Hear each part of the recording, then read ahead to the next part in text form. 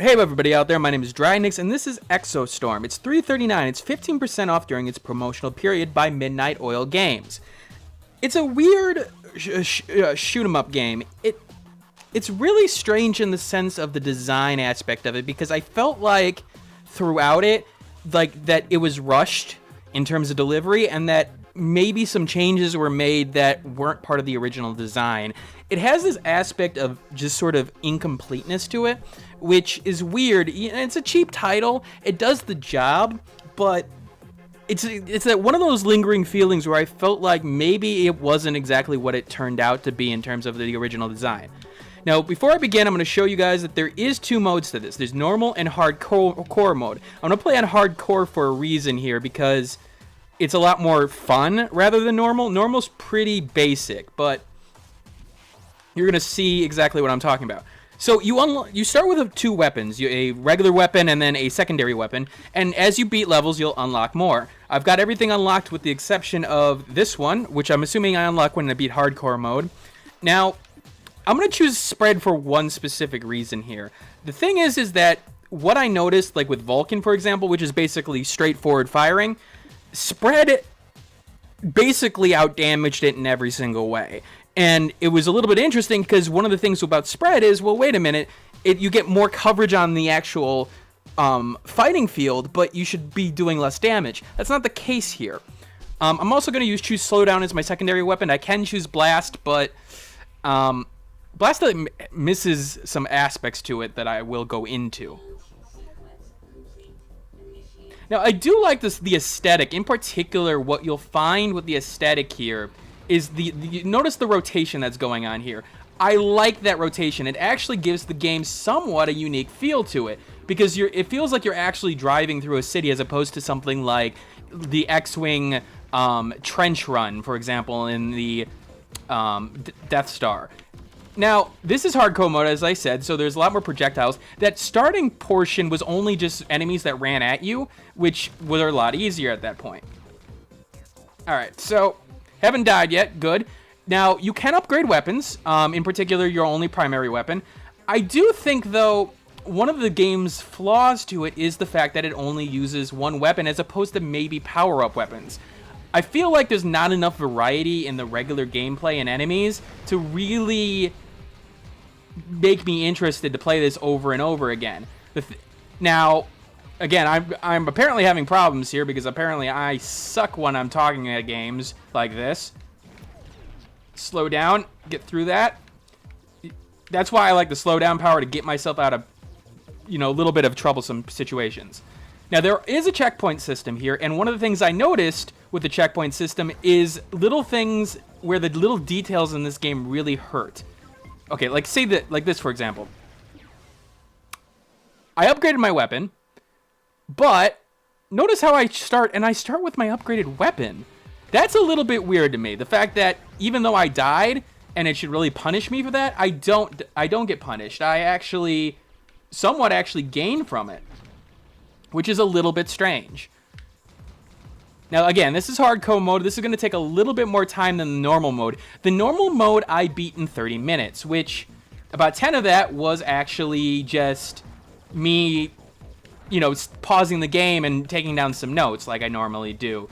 So that is a problem. Now, this is obviously going to take a little bit more challenge and probably going to take a little bit more time, but the fact that there's only 4 levels is the major downfall of this game. The fact of the matter is that even though it's a cheap game, it's not going to have a replayability factor. And again, when I can't recommend this game over other games, which will be a game that comes out on the channel tomorrow, a free-to-play game, that's going to be a problem. And in particular, it's going to be a problem with me even recommending it in any sort of way.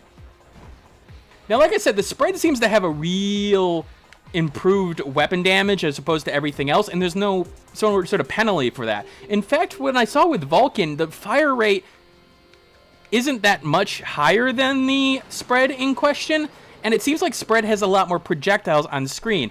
I'm trying to figure out a way of what the downside of using spread over anything else is, and I can't see it. Okay, don't know why I went slow motion there. Oopsies. All right.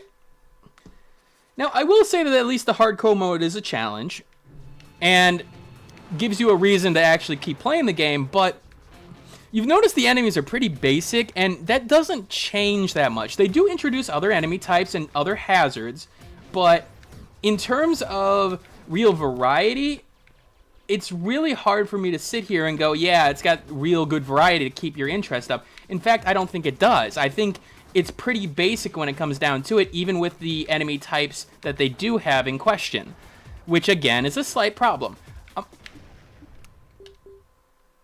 Now, I will say again, challenge. I've obviously restarted 3 times, but there's also seemingly no punishment other than score, which, okay, I guess that's a punishment of sorts, but I don't know. I guess I don't see the, real appeal from that. All right, come on. I'm going to beat this level for you guys. Despite my fact. I also feel like some of the aspects of this, in terms of the fighting, I do find it a little bit hard at times in terms of some of the paths it wants you to take.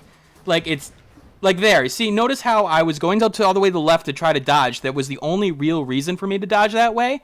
But in the same breath, it fires a rocket pretty much right into the area if you're trying to get back to a firing range here.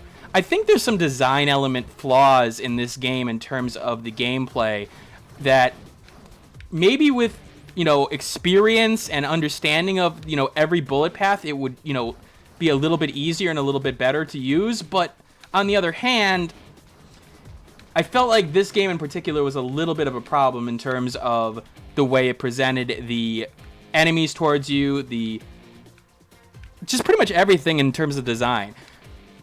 Things are missing sound effects, like getting a power-up misses the sound effect, which is a little bit problematic in a game like this. Sound cues can be more or easier to comprehend for somebody like this than anybody else. I also don't like the fact that I didn't understand the idea that I couldn't go and, go over that guy in terms of the movement pattern. So, like, if I walked over here, I'm dead.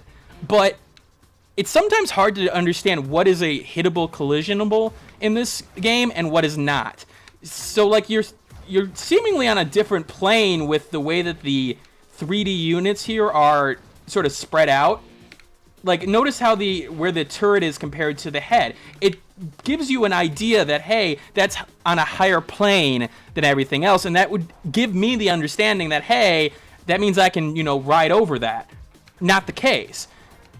That's the little things that in shoot-'em-ups like this are really overlooked, in the fact that it's not that actually easy to make a great shoot-'em-up in terms of one that a player will understand almost immediately, but also one that is fair to the player. I thought I was in between those. Apparently I wasn't. Okay, there we go. Dodging left and right. And you're not going to even get a second chance because you are dead.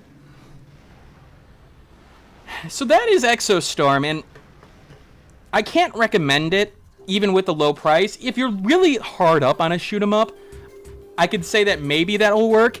And in particular, it does have that unique aspect in terms of the way that it presents itself.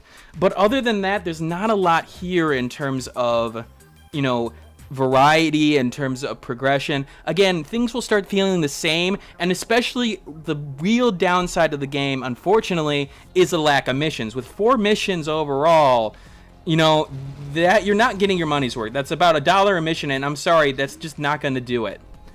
All right, this is Dragnix sounding out. I hope you guys all have a wonderful day, and keep on gaming. Hey, thanks for watching. If you have a chance, leave some feedback and comments below. If you liked the video, hit that like button. And if you want more content like this, hit that subscribe button. This is Dragnix signing off, hoping that gaming brings as much fun to you as it does for me.